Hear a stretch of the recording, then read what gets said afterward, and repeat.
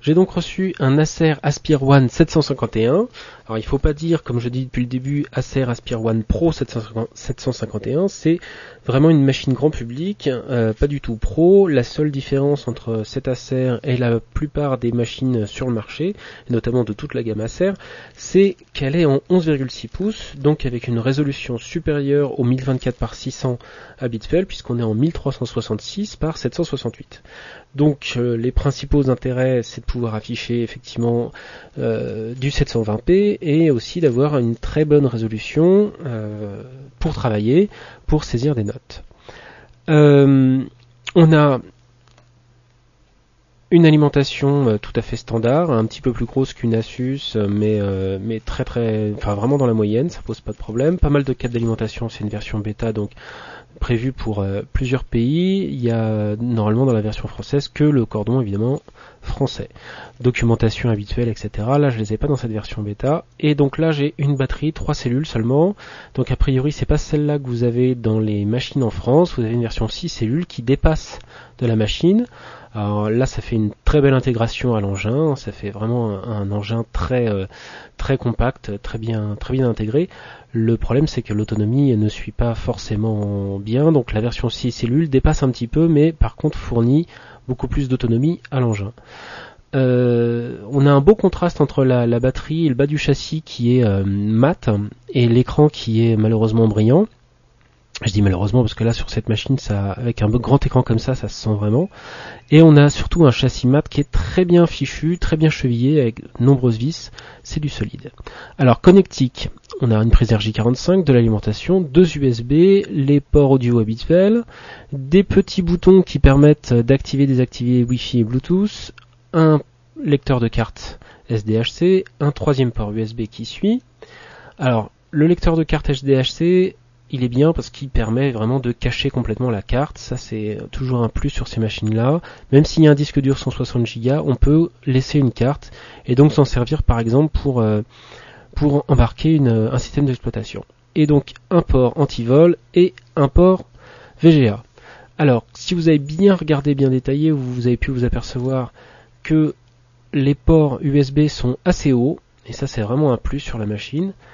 On a des ports USB qui permettent vraiment d'exploiter la machine comme un clavier de saisie de façon très très confortable. En fait, le fait d'avoir mis les ports beaucoup plus haut que la moyenne, ça permet vraiment de pouvoir reposer ses mains sur les côtés du clavier sans avoir à appuyer sur les clés USB, les souris, les ports souris, enfin tous les ports USB que vous pouvez mettre dessus, ça pose vraiment pas de problème. Et donc c'est vraiment un grand confort. Je crois que c'est une des machines les plus confortables que j'ai pu tester. D'une part parce que la machine est très large avec l'écran 11,6 pouces.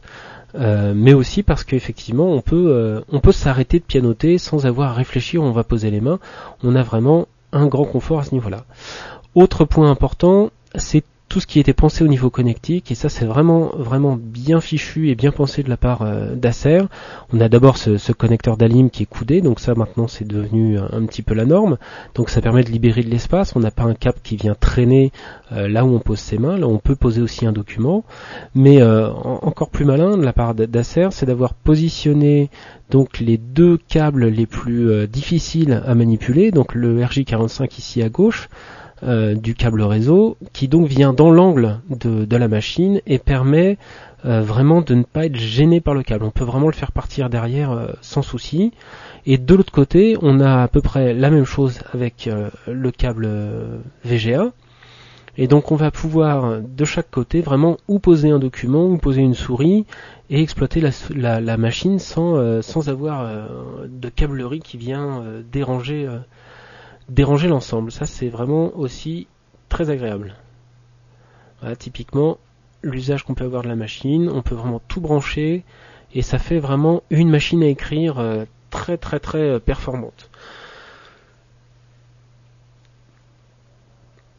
Alors, parlons de machine à écrire, on va reparler du clavier. Moi j'aime beaucoup ce clavier, même s'il a quelques défauts. J'aime beaucoup ce clavier, d'une part parce que c'est un toucher chiclette, et j'avoue que j'apprécie beaucoup ces touches carrées qui s'enfoncent verticalement, c'est très agréable.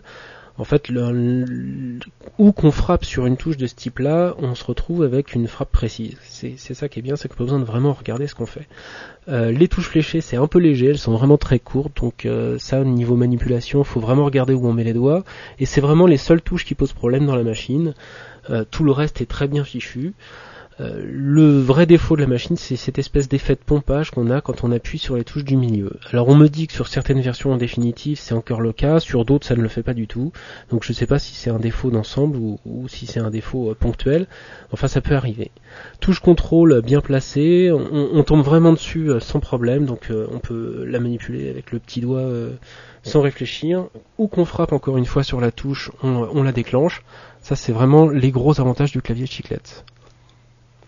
Donc ça fait vraiment une frappe très agréable.